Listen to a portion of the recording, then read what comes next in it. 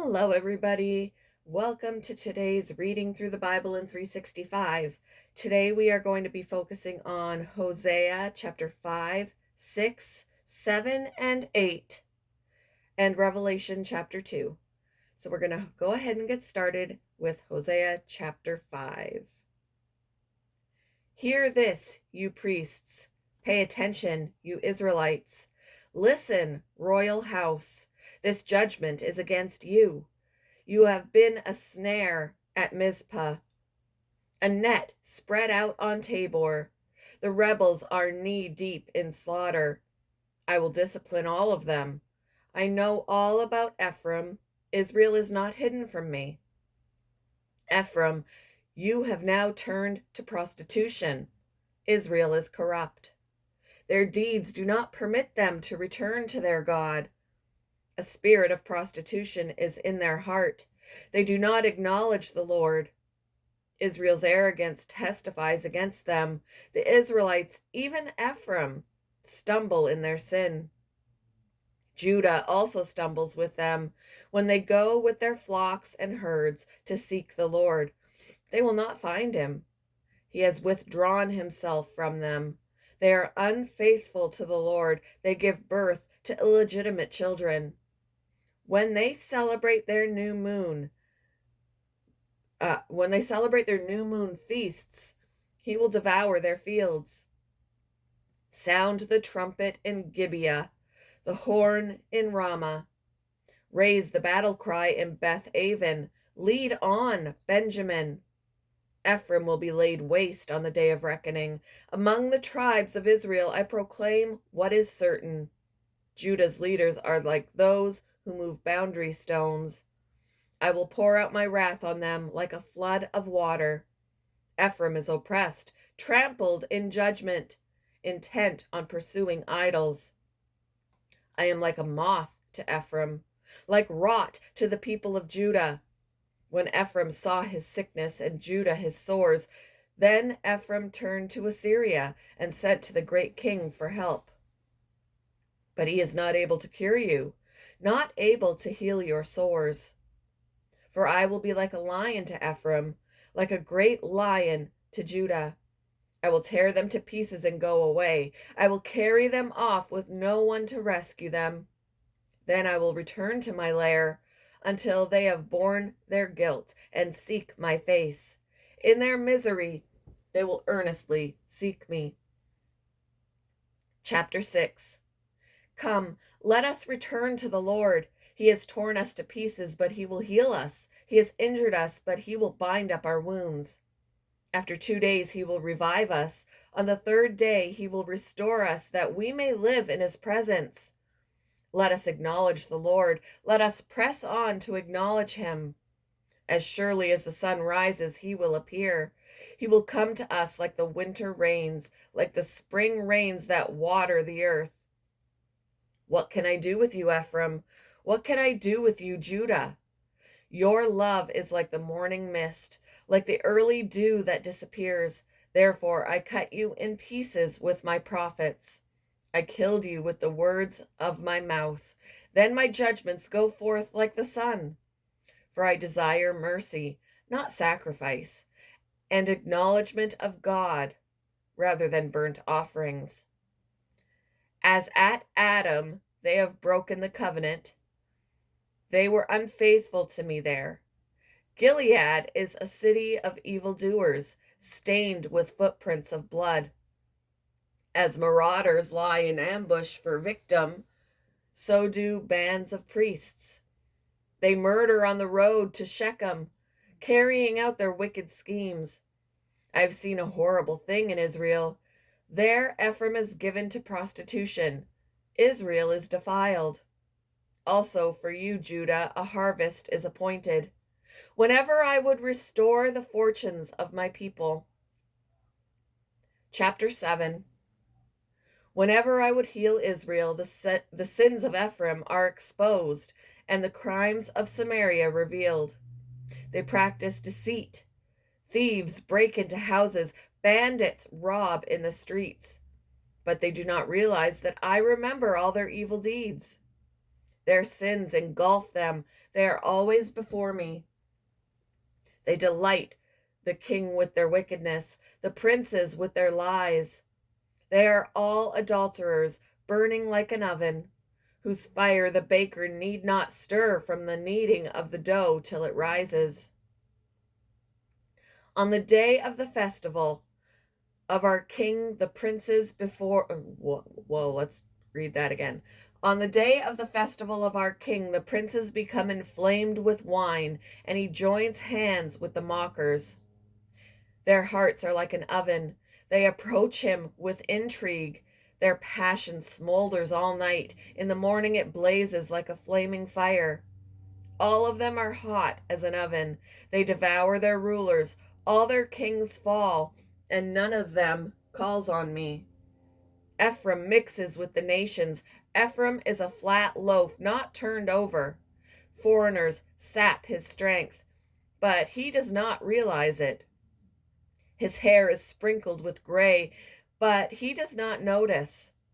Israel's arrogance testifies against him, but despite all this, he does not return to the Lord his God or search for him. Ephraim is like a dove, easily deceived and senseless, now calling to Egypt, now turning to Assyria. When they go, I will throw my net over them. I will pull them down like the birds in the sky. When I hear them flocking together, I will catch them. Woe to them because they have strayed from me. Destruction to them because they have rebelled against me. I long to redeem them, but they speak about me falsely. They do not cry out to me from their hearts, but wail on their beds. They slash themselves, appealing to their gods for grain and new wine, but they turn away from me. I trained them and strengthened them. No, I trained them and strengthened their arms, but they plot evil against me. They do not turn to the Most High. They are like a faulty bow. Their leaders will fall by the sword because of their insolent words. For this they will be ridiculed in the land of Egypt. Chapter 8. Put the trumpet to your lips. An eagle is over the house of the Lord, because the people have broken my covenant and rebelled against my law. Israel cries out to me, our God, we acknowledge you. But Israel has rejected what is good. An enemy will pursue him. They set up kings without my consent. They choose princes without my approval. With their silver and gold, they make idols for themselves to their own destruction. Samaria, throw out your calf idol. My anger burns against them. How long will they be incapable of purity? They are from Israel. This calf, a metalworker, has made it. It is not God. It will be broken in pieces, that calf of Samaria. They sow the wind and reap the whirlwind. The stalk has no head. It will produce no flower. Were it to yield grain, foreigners would swallow it up. Israel is swallowed up. Now she is among the nations like something no one wants. For they have gone up to Assyria like a wild donkey wandering alone. Ephraim has sold herself to lovers, although they have sold themselves among the nations. I will now gather them together. They will begin to waste away under the oppression of the mighty king. Though Ephraim built many altars for sin offerings, these have become altars for sinning. I wrote for them the many things of my law, but they regarded them as something foreign. Though they offer sacrifices as gifts to me, and though they eat the meat, the Lord is not pleased with them. Now he will remember their wickedness and punish their sins. They will return to Egypt. Israel has forgotten their Maker and built palaces. Judah has fortified many towns, but I will send fire on their cities that will consume their fortresses. Revelation chapter 2.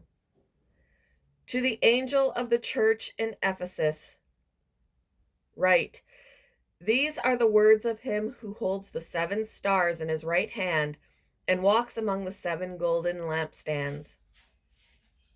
I know your deeds, your hard work, and your perseverance. I know that you cannot tolerate wicked people, that you have tested those who claim to be apostles but are not, and have found them false. You have persevered and have endured hardships for my name and have not grown weary. Yet I hold this against you. You have forsaken the love you had at first. Consider how far you have fallen. Repent and do the things you did at first. If you do not repent, I will come to you and remove your lampstand from its place. But you have this in your favor. You hate the practices of the Nicolaitans, which I also hate. Whoever has ears, let them hear what the Spirit says to the churches. To the one who is victorious, I will give the right to eat from the tree of life, which is in the paradise of God.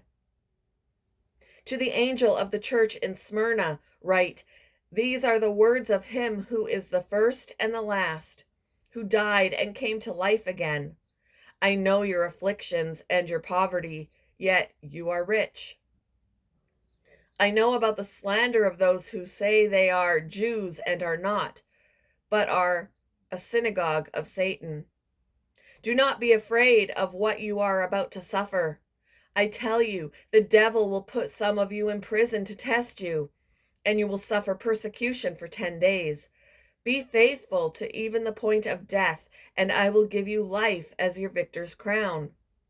Whoever has ears, let them hear what the Spirit says to the churches. The one who is victorious will not be hurt at all by the second death.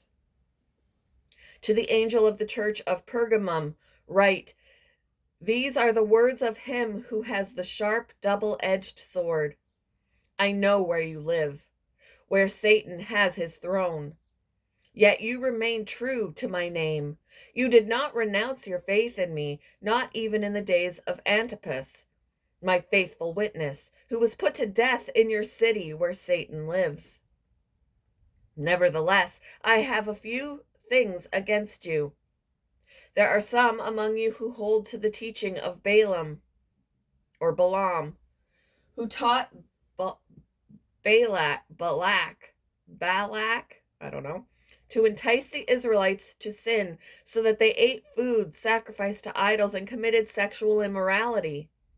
Likewise, you also have those who hold to the teaching of the Nicolaitans. Repent, therefore, otherwise I will soon come to you and will fight against them with the sword of my mouth.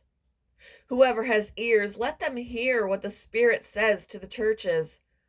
To the one who is victorious, I will give some of the hidden manna. I will also give that person a white stone with a new name written on it, known only to the one who receives it. To the angel of the church in Thyatira, write, these are the words of the Son of God, whose eyes are like blazing fire and whose feet are like burnished bronze.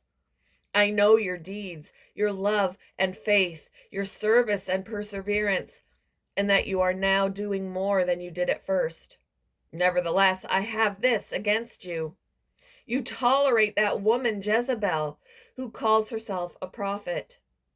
By her teaching, she misleads my servants into sexual immorality and the eating of food sacrificed to idols. I have given her time to repent of her immorality, but she is unwilling. So I cast her on a bed of suffering, and I will make those who commit adultery with her suffer intensely unless they repent of her ways. I will strike her children dead. Then all the churches will know that I am he who searches hearts and minds, and I will repay each of you according to your deeds. Now I say to the rest of you in Thyatira, to you who do not hold to her teaching and have not learned Satan's so-called deep secrets, I will not impose any other burden on you except to hold on to what you have until I come. To the one who is victorious and does my will to the end, I will give authority over the nations, that one will rule them with an iron scepter and will dash them to pieces like pottery. Just as I have received authority from my Father, I will also give that one the morning star. Whoever has ears, let them hear what the Spirit says to the churches.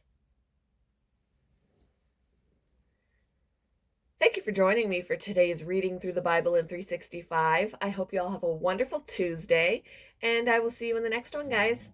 Bye.